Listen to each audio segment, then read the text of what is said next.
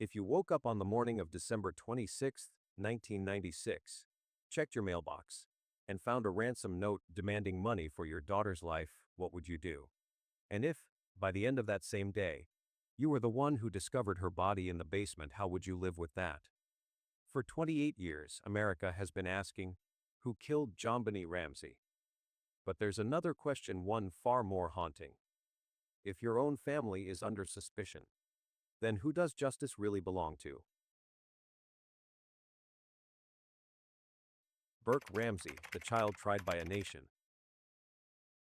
When JonBenét Ramsey was found dead in her basement, home the day after Christmas, the eyes of America quickly turned toward her parents. But not long after, the spotlight shifted to someone else, someone even more unexpected. Her 9-year-old brother, Burke Ramsey. He wasn't charged. He wasn't arrested. He didn't testify. But in the eyes of a nation desperate for closure, Burke became something worse than a suspect. He became a symbol of suspicion. The theory that Burke killed JonBenét didn't come from the police. It came from the public. The rumor started small, a whisper in chat rooms, a theory on late night talk radio. But it grew. People asked, why would an intruder kill JonBenét yet leave valuable items behind? Why was there a bowl of pineapple on the kitchen table with Burke's fingerprints on it, when his parents claimed he had been asleep all night? Why did the coroner find undigested pineapple in JonBenét's stomach? It was a small detail, but in the absence of a clear motive or suspect, it became the root of a powerful and persistent theory. Burke hid his sister in a burst of childish rage, and the parents staged a kidnapping to protect him. The idea was simple enough for tabloids to run wild. Some headlines claimed Burke struck JonBenét with a flashlight after an argument over food. Others suggested a long history of sibling rivalry, twisted into something deadly. The flashlight itself, a maglite found on the kitchen counter, was notably wiped clean of fingerprints. There were no signs of forced entry, no credible suspects. For many people, that meant one thing: the killer was already inside the house. But what truly embedded this theory in public consciousness came 2 decades later. In 2016, Burke Ramsey appeared on the Phil show for his first public interview. He was 29 years old, soft-spoken, reserved, and smiling. That smile, the one he wore while discussing his sister's death, became instant ammunition for critics. Social media exploded. Creepy. Sociopath.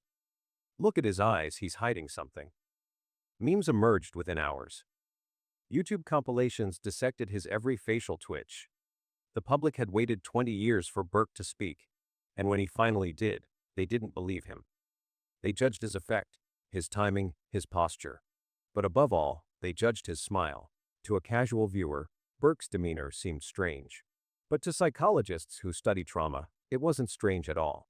Dr. Sarah Vinson, a forensic psychiatrist, described Burke's reaction as emotional displacement.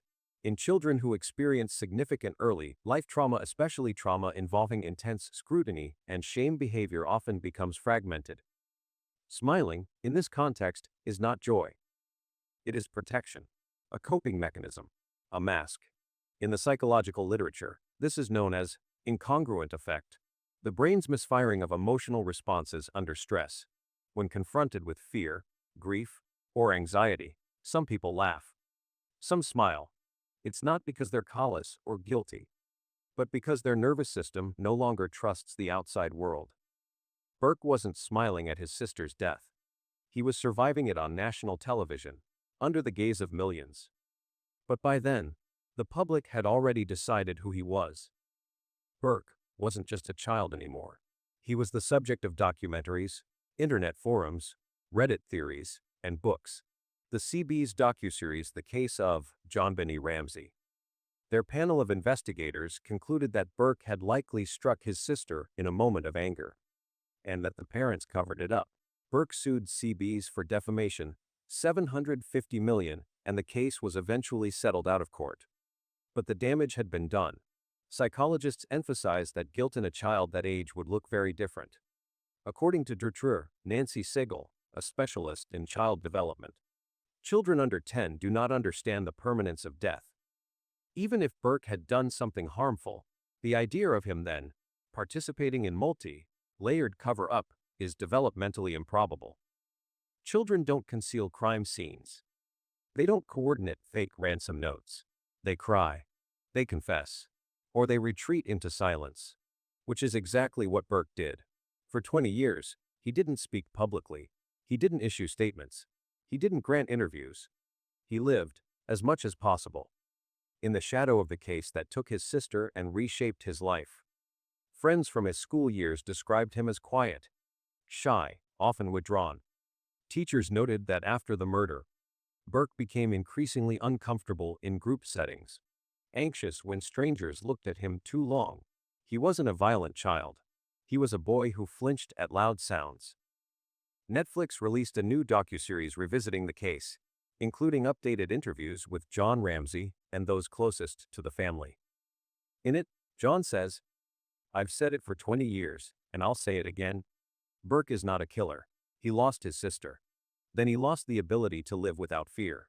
Alongside the series, FBI advisors were interviewed. One, speaking anonymously, stated, "We've seen no physical evidence, no behavioral history, no credible testimony that implicates Burke Ramsey. All we've seen is speculation. Still, speculation sells." A podcast launched titled Brother in the Basement drew millions of listeners in its first month. Hosted by a former crime reporter, it revisits the theory with a mix of interviews, archival footage, and field investigations. But its most striking episode featured interviews with those who knew Burke personally: teachers, friends, even a child therapist who worked with him after the murder. All described a sensitive, fearful child, a boy who struggled not with anger, but with being seen. The therapist recounted that Burke often drew mazes, large, complex mazes with only one way out. "Told me," she said, "sometimes I feel like people want me to stay stuck inside." That image has stayed with her for decades. A boy, lost in public suspicion, with no clear path to freedom. The theory that Burke killed his sister and his parents covered it up is, at its core, an expression of our collective discomfort. When a crime has no clear perpetrator, the human mind fills the gap. It invents patterns. It trades in possibilities for certainty. And children, despite their innocence, are not exempt from this projection. That is what makes the Burke theory so potent. It's not about evidence. It's about resolution. The public wanted a clean ending, an explanation, a villain, and Burke, with his quiet voice and uneasy smile, was an easy stand-in. He was in the house. He didn't cry on camera. He smiled when he shouldn't have. He didn't fit the script of a grieving brother. And so, he became something else entirely. But what if the truth is less satisfying? What if Burke Ramsey is just what he appeared to be: a scared child, thrown into the middle of a storm, who spent the next 20 years trying not to drown in it? Today, Burke lives in Indiana, reportedly working remotely as a software engineer. He maintains no public presence, avoids interviews, and has never once wavered in denying involvement. His last public words, from the JonBenet's Phil interview, still echo. "I know people think I did it. I don't know what to say to them. I know I didn't. That's all." Burke Ramsey was never convicted of a crime. He was never arrested, never tried. But in the court of public opinion, none of that mattered. He was tried anyway, and for many, that verdict still stands. The body in the house: a kidnapping with no kidnapper. It began with a phone call. At 5:52 a.m. on December 26, 1996, Patsy Ramsey dialed 911. Her voice was frantic. She reported that her 6-year-old daughter, JonBenét, had been kidnapped from her bedroom. "A ransom note," she said, "was found on the stairs." But right from the start, the call raised red flags. While she pleaded for help, her words were oddly structured.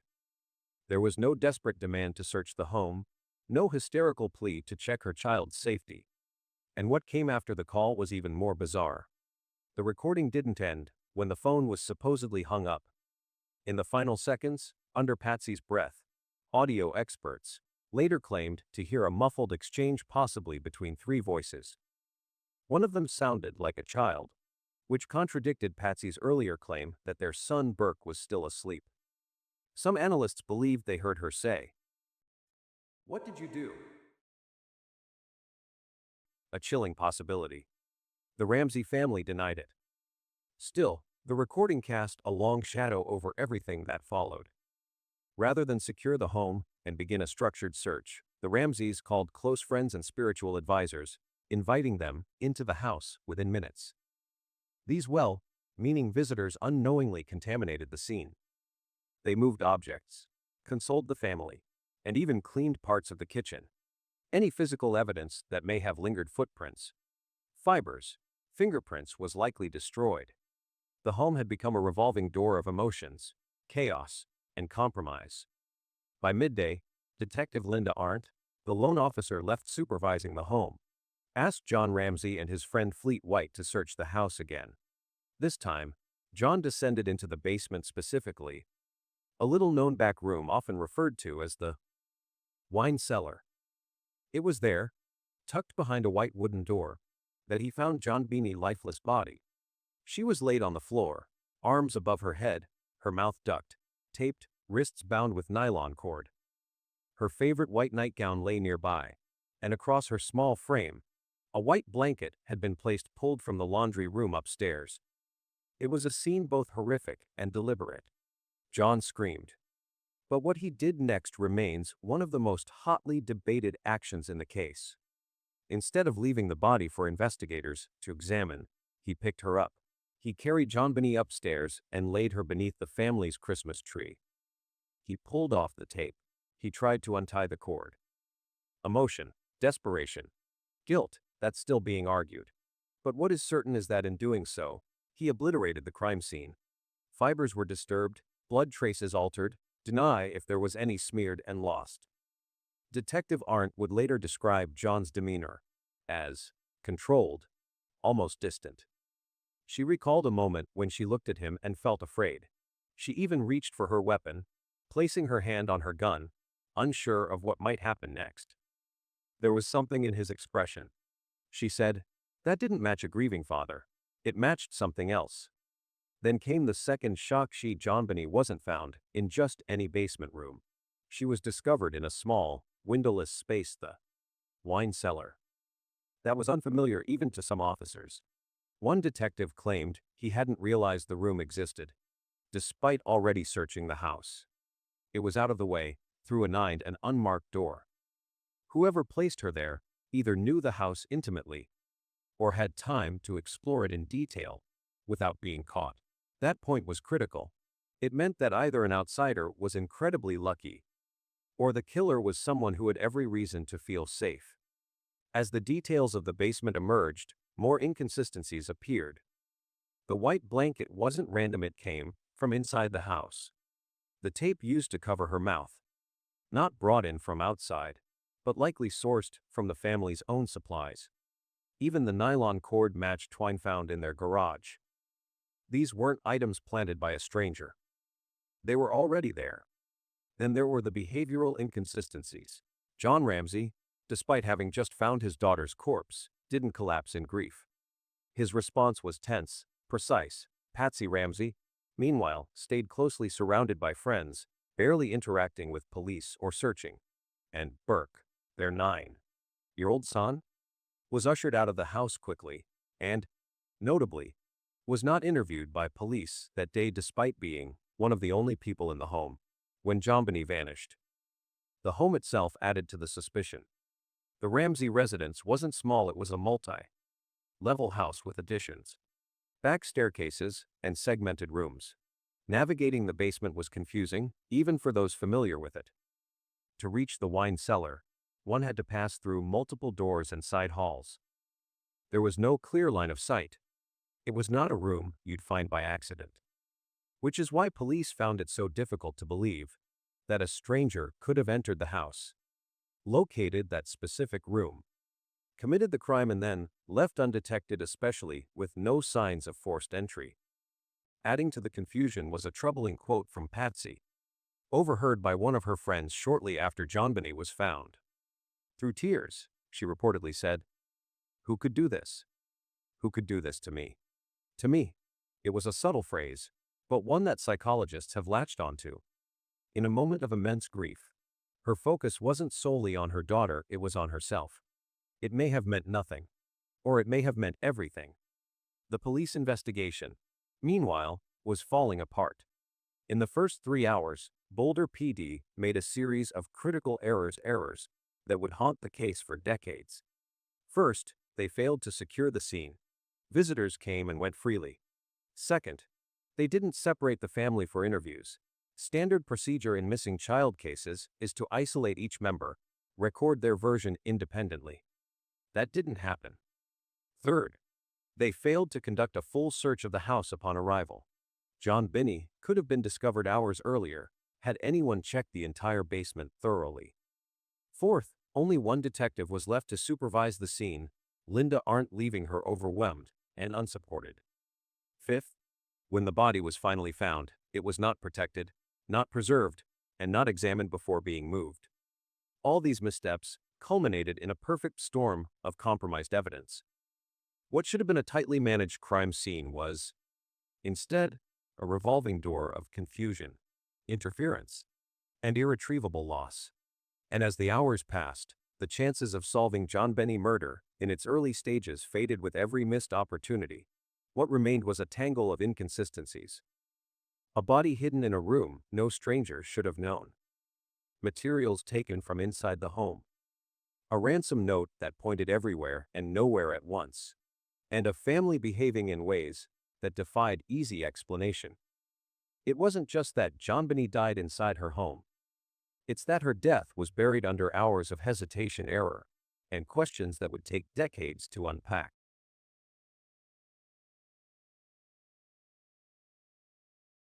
The ransom note, a message designed to mislead. When people talk about kidnappings, the ransom note is usually short, sharp, urgent, maybe scribbled in panic. But in the case of JonBenét Ramsey, the note left behind was anything but typical. 2.5 pages, handwritten, composed on stationery from inside the family's own house. It wasn't a warning, it was a performance. This was not the work of someone in a hurry. The language was dramatic, almost theatrical. Lines like, "Don't try to grow a brain, John," sounded more like a movie script than a threat. Phrases such as, "fat cat," "foreign faction," and the chilling, still unexplainature, SBTC, felt lifted from spy thrillers or military jargon. Some have guessed it meant, "saved by the cross." Others speculated ties to military training centers. But the truth is no one knows what it means, to this day. Then there was the number unwanted 18,000, not rounded, not random. That figure matched exactly the Christmas bonus John Ramsey had received from his company. That was never public knowledge. So how did the writer know? And more importantly, why use it? To send a message? Or to plant suspicion? Criminal behavior experts call this kind of note a staging device, something meant to steer investigators away from the real story. Writing it inside the home, using the family's own materials, and taking enough time to compose over 2 pages, all of that suggests something. The person wasn't afraid of being caught. Because they knew the house. They knew the people. And maybe they were one of them. FBI analysts later examined the handwriting. When compared to Patsy Ramsey's samples, the results were inconclusive. But they couldn't eliminate her. Some traits matched. Some didn't. It was enough to raise eyebrows, but not enough to press charges. What should have been a lead in a kidnapping case became a trap. Instead of pointing out, the note turned suspicion inward. It didn't help solve the crime. It helped rewrite the narrative. And from that moment on, the question was no longer, who broke in? It became, who inside that house is hiding something? The crowd's verdict, when suspicion becomes sense, it didn't take long. Within 72 hours of JonBenét Ramsey's body being discovered, the public had a suspect, not a neighbor, not a drifter, but her own parents. The media frenzy began almost immediately. Headlines began pointing inward, labeling John Ramsey as strangely calm, and Patsy as a pageant mother with secrets. The press was relentless, and the audience hungry for answers. JonBenét image as a smiling 6-year-old beauty queen, dressed in sparkling gowns and makeup, became synonymous with the case. While some saw it as exploitative, others viewed it as evidence of bad parenting. The question was raised: why would any mother dress her child like that? Suddenly, Patsy Ramsey was seen, not just as a grieving mother, but as a potential accomplice. Someone who had pushed her daughter into the spotlight. And, perhaps, over the edge. Tabloid media fueled the fire with outrageous headlines like, "JonBenét brother did it," and "Ramsey's caught in lie." These claims, often anonymous and outlandish, became a focal point for public discussion. 9-year-old Burke Ramsey, who had nothing to do with the crime, was practically labeled a killer by headlines in bold red ink. The Ramseys, a wealthy, religious, and seemingly perfect family, became prime suspects because they appeared too polished, too perfect. In a society obsessed with exposing hypocrisy, the Ramseys' lifestyle made them suspicious. It wasn't just about the crime, it was about the family's image, wealth, and polished efforts. The media's impact on public opinion was significant.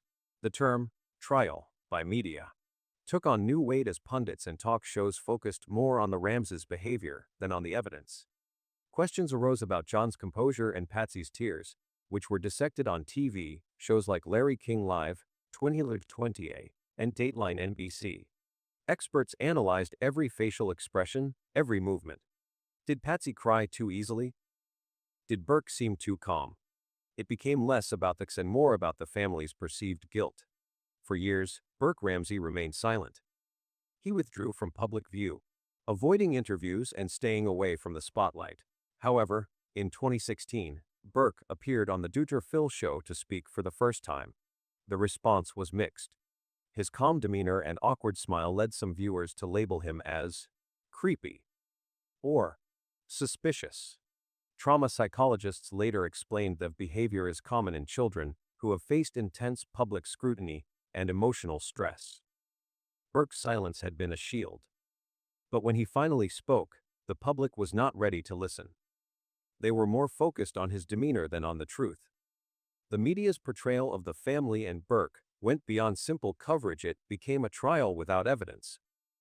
The Ramseys lost their right to be treated as victims. Instead, they became public pariahs. The media scrutinized every moment, from Patsy's tears to Burke's smiles, and turned them into evidence of guilt. The Ramseys fought back by hiring attorneys and conducting carefully crafted interviews to reclaim their narrative. But the public saw this as manipulation. Their wealth, once a shield, now painted them as calculating and guilty in the court of public opinion. Psychologists and sociologists later explained that in the absence of a clear suspect, the public needed someone to blame. The horror of JonBenét's death was too much to bear without a resolution, so society filled the void with suspicion. It's a pattern seen again and again. When justice is delayed, people invent villains. In this case, the villains wore expensive clothes, lived in a grand house, and cried on national television. As the years passed, the Ramseys retreated from the public eye. Patsy, once a public figure in pageantry and charity, withdrew entirely. John Ramsey said in one of his rare public reflections, "We lost our daughter.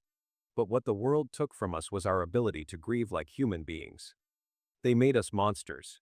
2 decades passed before Burke spoke again. When he sat down with Dr. Phil, the public's judgment hadn't changed. Burke was still too calm, too withdrawn. Creepy, some said. He's hiding something, others claimed. Despite the lack of evidence, society had already rendered its verdict. The justice system never formally charged them, but society did. And unlike a courtroom, society doesn't need evidence, it only needs a good story. The Ramseys' fight for justice wasn't just about clearing their names. It was about confronting the media-driven sentence they had already been given. They were never formally charged, yet they were tried in the court of public opinion and found guilty without evidence. That's the true tragedy of the case. The family was never given the opportunity to be heard before a judge and jury. Instead, they were just on the world based on rumors, appearances, and media narratives. Burke Ramsey, the child tried by a nation. When JonBenét Ramsey was found dead in her basement home, the day after Christmas 1996, the eyes of America quickly turned toward her parents. But not long after, the spotlight shifted to someone else, someone even more unexpected. Her 9-year-old brother, Burke Ramsey. He wasn't charged. He wasn't arrested. He didn't testify. But in the eyes of a nation desperate for closure, Burke became something worse than a suspect. He became a symbol of suspicion. The theory that Burke killed JonBenét didn't come from the police. It came from the public. The rumor started small, a whisper in chat rooms, a theory on late-night talk radio. But it grew. People asked, why would an intruder kill JonBenét, yet leave valuable items behind? Why was there a bowl of pineapple on the kitchen table, with Burke's fingerprints on it, when his parents claimed he had been asleep all night? Why did the coroner find undigested pineapple in JonBenét's stomach? It was a small detail, but in the absence of a clear motive or suspect, it became the root of a powerful and persistent theory. Burke hid his sister in a burst of childish rage, and the parents staged a kidnapping to protect him. The idea was simple enough for headlines to run wild. Some headlines claimed Burke struck JonBenét with a flashlight after an argument over food. Others suggested a long history of sibling rivalry, twisted into something deadly. The flashlight itself, a maglite found on the kitchen counter, was notably wiped clean of fingerprints. There were no signs of forced entry, no credible suspects. For many people, that meant one thing. The killer was already inside the house. But what truly embedded this theory in public consciousness came 2 decades later. In 2016, Burke Ramsey appeared on the Dr. Phil show for his first public interview. He was 29 years old, soft-spoken, reserved, and smiling. That smile, the one he wore while discussing his sister's death, became instant ammunition for critics. Social media exploded. Creepy? Sociopath. Look at his eyes, he's hiding something. Memes emerged within hours. YouTube compilations dissected his every facial twitch. The public had waited 20 years for Burke to speak, and when he finally did, they didn't believe him. They judged his effect, his timing, his posture. But above all, they judged his smile. To a casual viewer, Burke's demeanor seemed strange. But to psychologists who study trauma, it wasn't strange at all. Dr. Sarah Vinson, a forensic psychiatrist, described Burke's reaction as emotional displacement. In children who experience significant early life trauma, especially trauma involving intense scrutiny and shame, behavior often becomes fragmented. Smiling, in this context, is not joy, it is protection, a coping mechanism, a mask. In the psychological literature, this is known as incongruent effect, the brain's misfiring of emotional responses under stress. When confronted with fear, grief, or anxiety, some people laugh, some smile. It's not because they're callous or guilty, but because their nervous system no longer trusts the outside world. Burke wasn't smiling at his sister's death. He was surviving it on national television, under the gaze of millions. But by then, the public had already decided who he was. Burke wasn't just a child anymore. He was the subject of documentaries, internet forums, Reddit theories, and books. The CB's docuseries The Case of JonBenét Ramsey, also aired in 2016, reignited the flame. Their panel of investigators concluded that Burke had likely struck his sister in a moment of anger, and that the parents covered it up. Burke sued CB's for defamation, fee $750 million, and the case was eventually settled out of court. But the damage had been done. Psychologists emphasized that guilt in a child that age would look very different. According to Dr. Nancy Siegel, a specialist in child development, children under 10 do not understand the permanence of death. Even if Burke had done something harmful, the idea of him then participating in a multi-layered cover-up is developmentally improbable. Children don't conceal crime scenes. They don't coordinate fake ransom notes. They cry, they confess, or they retreat into silence, which is exactly what Burke did. For 20 years, he didn't speak publicly. He didn't issue statements. He didn't grant interviews. He lived, as much as possible, in the shadow of the case that to his sister and reshaped his life. Friends from his school years described him as quiet, shy, often withdrawn. Teachers noted that after the murder, Burke became increasingly uncomfortable in group settings, anxious when strangers looked at him too long. He wasn't a violent child. He was a boy who flinched at loud sounds. In 2024, Netflix released a new docuseries revisiting the case, including updated interviews with Jon Ramsey and those closest to the family. In it, Jon says, "I've said it for 20 years, and I'll say it again, Burke is not a killer. He lost his sister. Then he lost the ability to live without fear." Alongside the series, FB advisors were interviewed. One, speaking anonymously, stated, "We've seen no physical evidence, no behavioral history, no credible testimony that implicates Burke Ramsey. All we've seen is speculation. Still, speculation sells." A podcast launched in early 2025 titled, "Brother in the Basement," drew millions of listeners in its first month. Hosted by a former crime reporter, it revisits the theory with a mix of interviews, archival footage, and field investigations. But its most striking episode featured interviews with those who knew Burke personally, teachers, friends, even a child therapist who worked with him after the murder. All described a sensitive, fearful child. A boy who struggled not with anger, but with being seen. The therapist recounted that Burke often drew mazes, large, complex mazes with only one way out. "He told me," she said, "sometimes I feel like people want me to stay stuck inside." That image has stayed with her for decades. A boy, lost in public suspicion, with no clear path to freedom. The theory that Burke killed his sister and his parents covered it up is, at its core, an expression of our collective discomfort. When a crime has no clear perpetrator, the human mind fills the gap. It invents patterns. It constructs motives. It trades in possibilities for certainty. And children, despite their innocence, are not exempt from this projection. That is what makes the Burke theory so potent. It's not about evidence. It's about resolution. The public wanted a clean ending, an explanation, a villain. And Burke, with his quiet voice and uneasy smile, was an easy stand-in. He was in the house.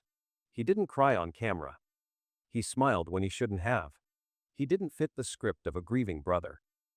And so he became something else entirely. But what if the truth is less satisfying? What if Burke Ramsey is just what he appeared to be, a scared child, thrown into the middle of a storm, who spent the next 20 years trying not to drown in it?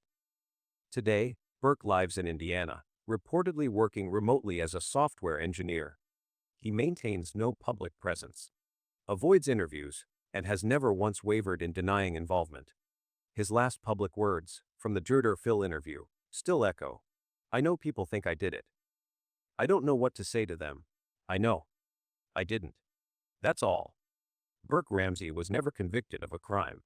He was never arrested. Never tried. But in the court of public opinion, none of that mattered. He was tried anyway. And for many, that verdict still stands. Unknown Dina and the failure of technology. The JonBenét Ramsey case has been plagued by speculation, media bias, and emotional noise for nearly 3 decades.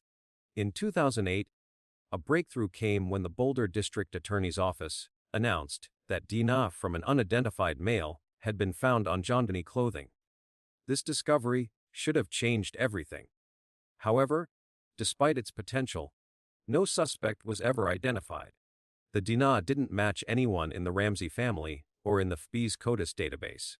The sample was a partial profile, meaning it contained genetic material to identify sex and some alleles but lacked enough detail to create a full match. This type of evidence, while valuable, presents challenges since databases like CODIS require complete profiles for reliable matches.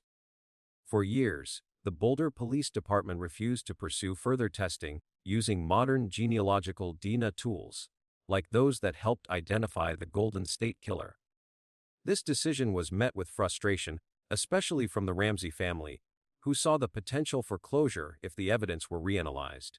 By 2024, the release of a Netflix docuseries reignited public interest and led to growing pressure on Boulder authorities. Finally, the Boulder Police Department announced a partnership with the Cold Case Foundation and agreed to send the DNA to Othram Labs, a leading forensic genealogy lab. This marked a shift in the investigation after decades of stagnation. Othram's advanced techniques could provide a potential match, and the team expressed optimism about resolving the case. However, the case still faces challenges. While DNA may point to the killer, there's still no evidence of forced entry, no fingerprints, and no bodily fluids at the crime scene. This is where forensic science hits a wall. While it can tell us the what, it doesn't always explain the why or the how. JonBenét case is a battle between emotion and evidence, where what should exonerate the Ramsey family often becomes another point of debate. The deeper the investigation goes, the more the lines blur. Science, for all its potential, became collateral damage in the emotional and media-driven battle. In the end, science is patient. It keeps working relentlessly, quietly, and with urgency. And perhaps that's the only way justice will ever be served in JonBenét case. Burke Ramsey speaks, Jurtor Phil, CBS, and the media fight back. For 20 years, Burke Ramsey lived in silence. No interviews, no public statements, no emotional breakdowns on television. Just a quiet, deliberate absence from the conversation that had consumed a nation. But in 2016, that changed. And with it, the public's perception of the JonBenét Ramsey case would once again be thrown into chaos. Burke's decision to speak came on the 20th anniversary of his sister's death. The timing was intentional. He chose the Juror Phil show, a daytime talk program known more for pop psychology than investigative journalism.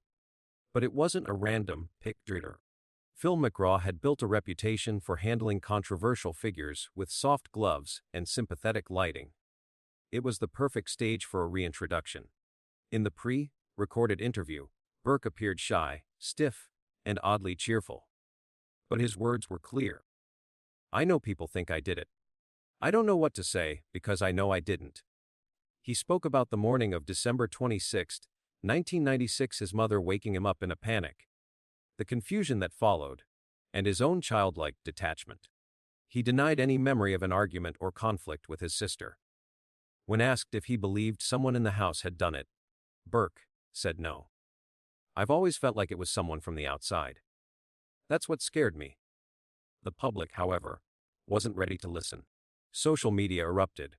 Clips of the interview went viral, not because of what Burke said, but because of how he said it.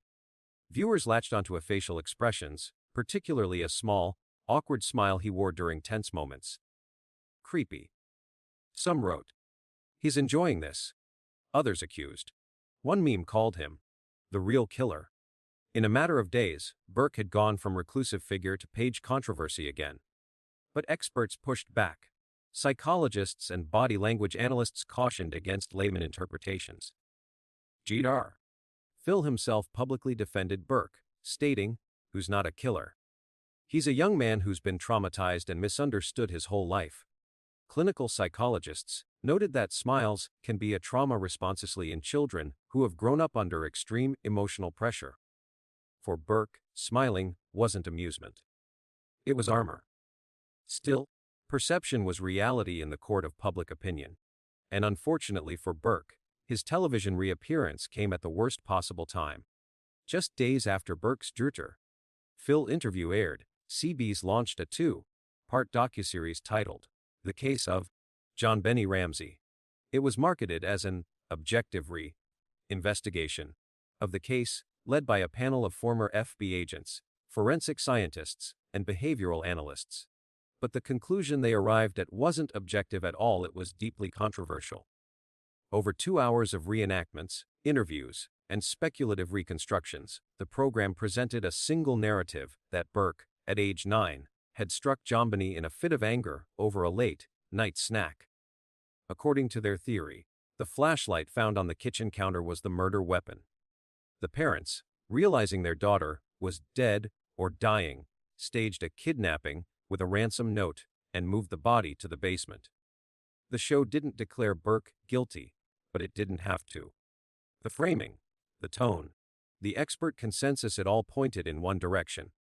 Viewers weren't being asked to consider a theory. They were being led toward a verdict.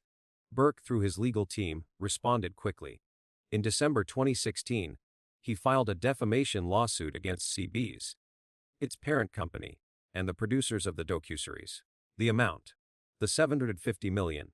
The lawsuit alleged that CBS perpetuated false and defamatory statements that irreparably damaged Burke's reputation and mental health. Legal analysts noted that such a high-profile suit was rare, especially one initiated by someone never charged with a crime. But this wasn't just about clearing Burke's name. It was about challenging a media system that had repeatedly blurred the line between fact and theory, especially in true crime content. The case quickly became a litmus test for media responsibility. While the lawsuit moved forward quietly, Burke himself returned to silence. He declined further interviews, turned down offers from other networks, and refused participation in Netflix or Hulu documentaries. He wasn't interested in being part of the narrative anymore. His message had been delivered. Now it was up to the courts.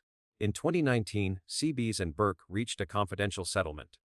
No apology, no retraction, but also no re-airing of the docuseries, no public defense of its conclusions. For all practical purposes, the theory that Burke killed his sister was retired from mainstream coverage. CBS had moved on. And so, it seemed, had Burke. But the damage lingered. While the legal system may have granted him some vindication, the public remained divided. To some, Burke was a scapegoat, a boy condemned by the media machine. To others, his smile on Twitter. Phil was proof enough that something was wrong. The DNA evidence clearing the family. The lack of forensic support for the theory, none of it mattered to those who had already made up their minds. This leads to the question no one likes to ask. If Burke didn't do it, then who did? And why haven't they been found? The presence of an unknown male's DNA on JonBenét clothing, announced back in 2008, still hangs over the case like a silent accusation. Advances like forensic genealogy have identified killers in decades, old cases using far less evidence. Yet JonBenét killer remains unnamed. The failure isn't just scientific, it's cultural. We've spent so long examining the Ramsey family that we stopped looking elsewhere. What Burke's appearance in 2016 ultimately proved wasn't his guilt or innocence. It was this, that no one child or adult can survive being tried by public opinion without consequences. He didn't clear the case. He didn't provide new evidence. He didn't name a suspect.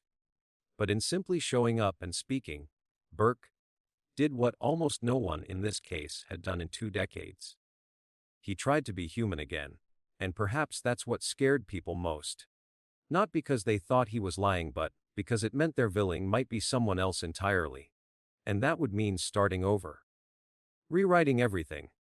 In the end, Burke Ramsey remains what he's always been, a boy who lost his sister, a man who lost his childhood, and a name that will never truly be free. The lawsuit settled. The media retreated. But the question lingers. Not, did Burke do it? But, what if everything we thought about this case was wrong? Netflix 2024 and the new generation of truth. For nearly 3 decades, the murder of 6-year-old JonBenét Ramsey has haunted America, a mystery no one could solve and everyone wanted to try. However, in November 2024, something changed, not because of a confession or new evidence, but because of a documentary that reignited the pursuit of truth. On November 25, 2024, Netflix premiered a 3-part docuseries titled Cold Case: Who Killed JonBenét Ramsey? Directed by Joe Berlinger. This highly anticipated release did more than just revisit the case, it brought new life to a long-forgotten fight for justice. With a style that was methodically researched and emotionally devastating, the series reopened old wounds, but also provided a path forward.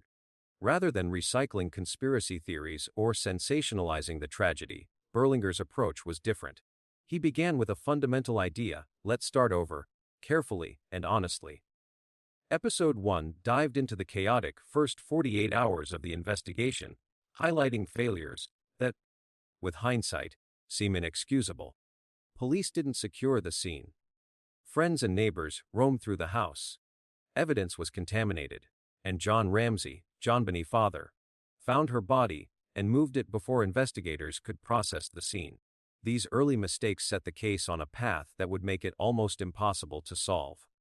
But what made this docuseries stand out was not just forensic details, it was the inclusion of voices that had been overshadowed for so long. John Ramsey, now in his 80s, and his son John Andrew Ramsey both agreed to speak on camera, not to share their theories, but to ask the world to care again. They didn't ask for sympathy.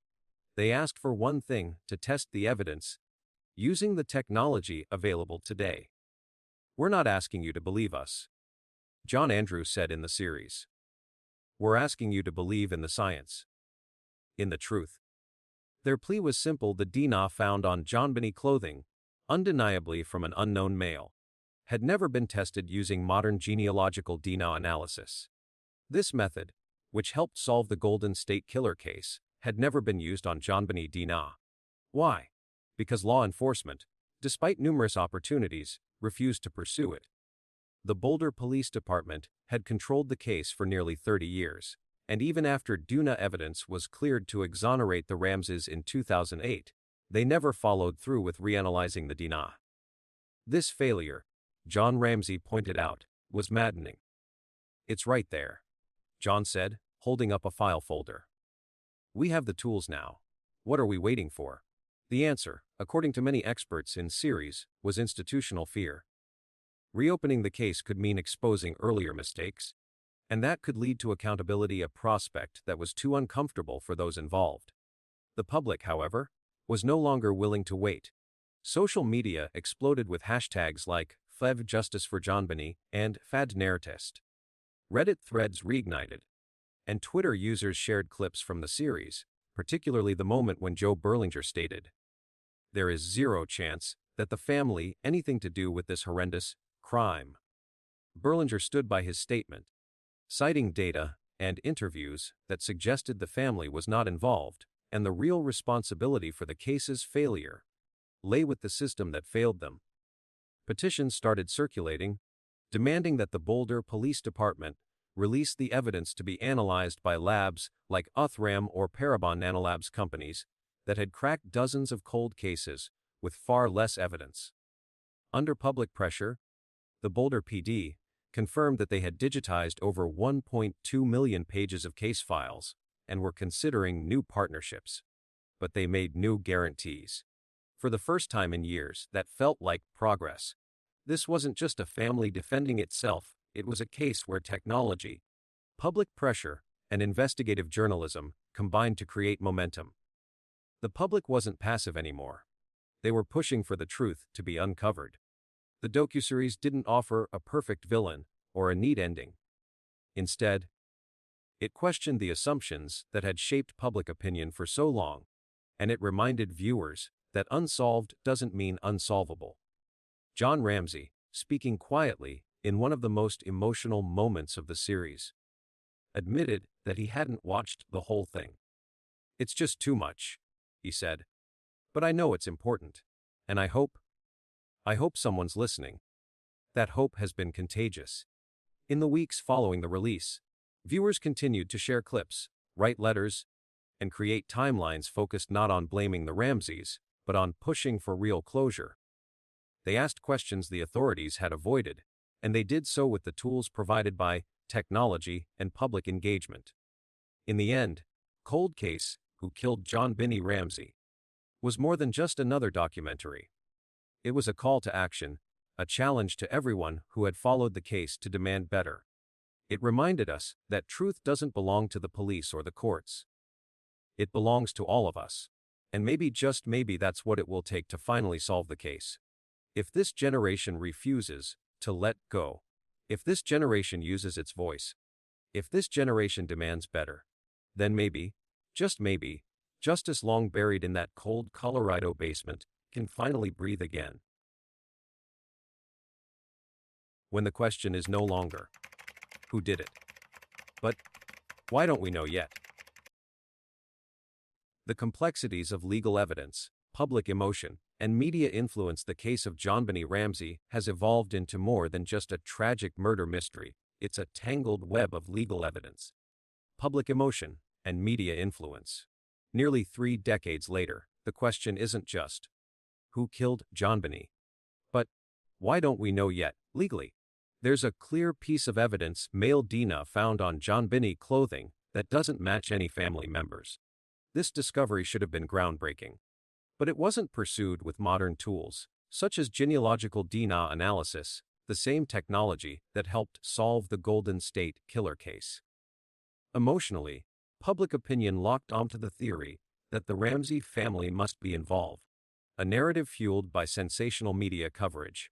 Once the public decides on a villain, it's difficult to change their minds, no matter the scientific evidence. The media, especially in the 1990s, played a significant role in framing this story, often prioritizing drama over facts, which clouded the real truth. John Ramsey, a father's relentless pursuit of justice. John Ramsey, now in his 80s, has spent almost 3 decades trying to clear his family's name and seek justice for JonBenét. His wife, Patsy, passed away in 2006. And since then, John has been the quiet but determined force in this case. In January 2025, John drove from Utah to Boulder, Colorado, to meet with the police chief. There were no cameras, no press. Just a father making one final plea. He didn't ask for apologies or public recognition.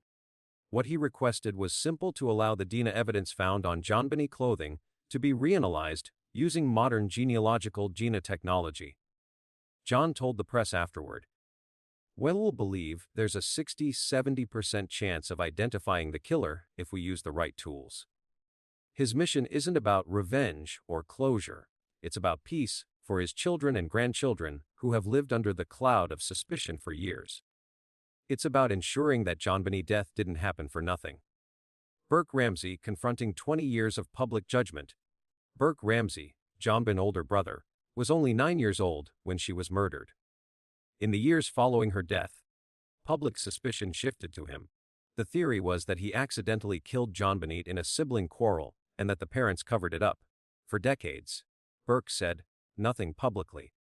But in 2016, he made his first public appearance on the Drutcher Phil show. It was the first time the world heard his voice in 20 years.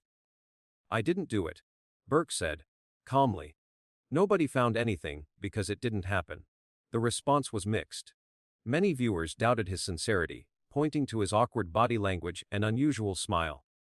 However, trauma psychologists explained that such behavior could be a defense mechanism, especially for someone who had grown up under intense public scrutiny.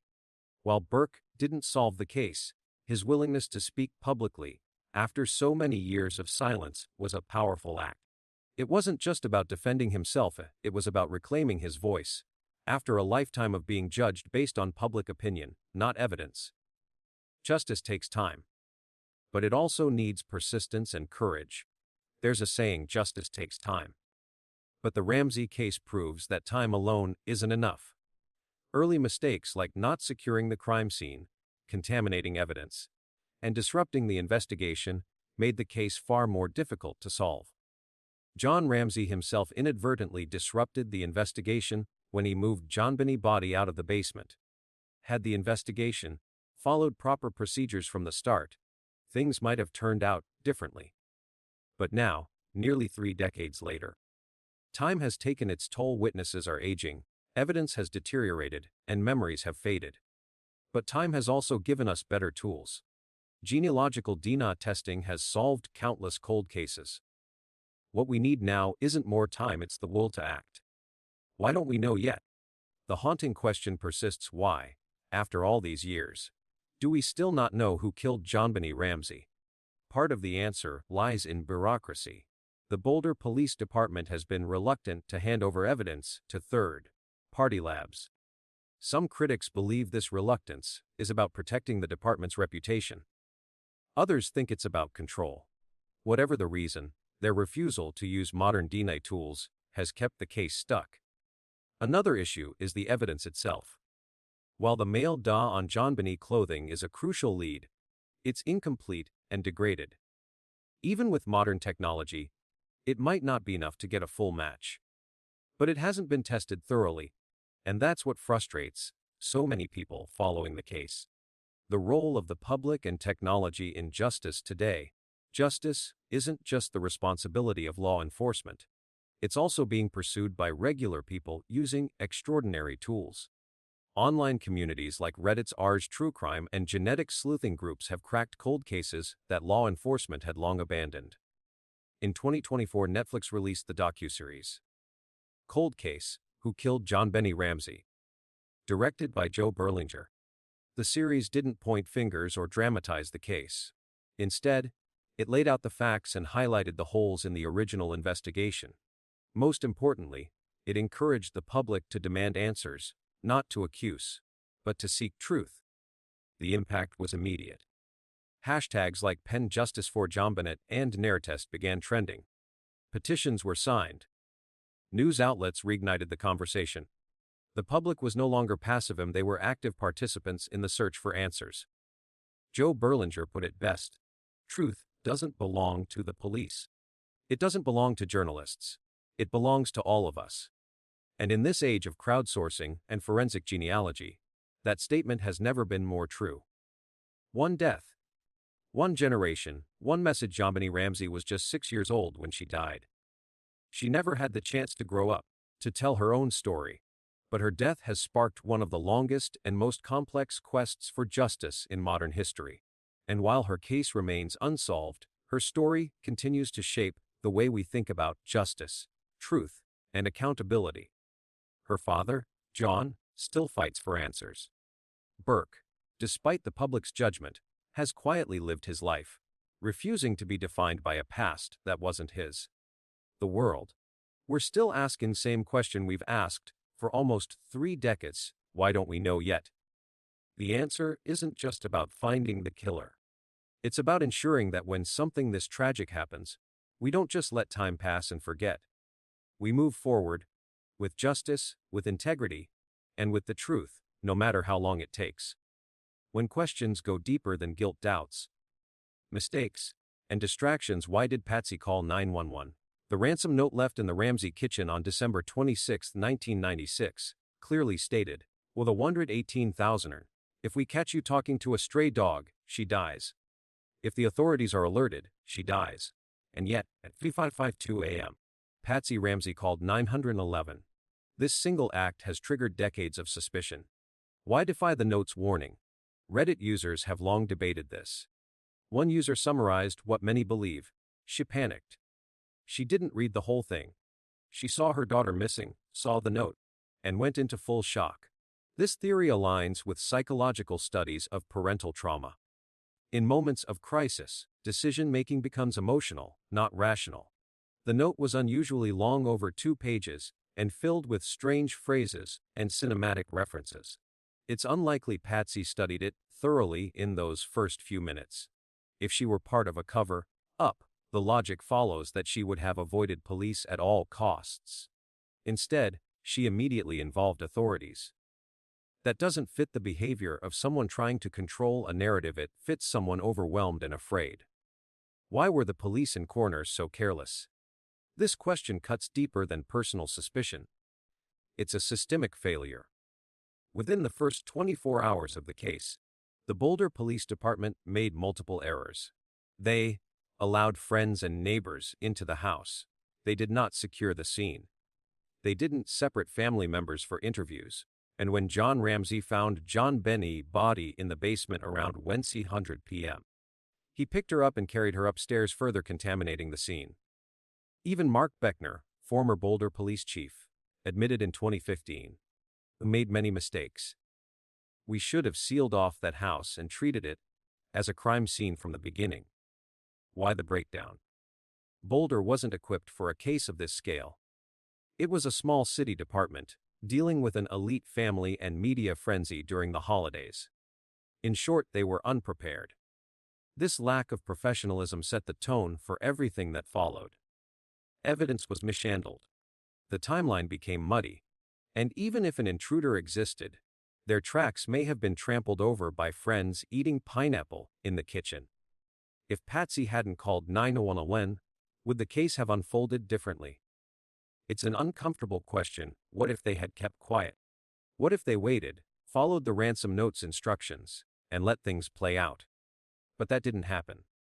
Patsy dialed 911 minutes after finding the note.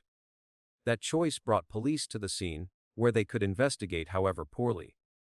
It also established a record. If the family were trying to fabricate a story, calling 911 early would only expose them to scrutiny. As one Redditor asked, "Why call police if you know the child is dead and you're trying to hide it?" It's an important point. Patsy's call created a timestamp. It involved multiple officers, paramedics, and later, the media. There was no attempt to hide the child's disappearance. The call was made loudly, emotionally, and with urgency.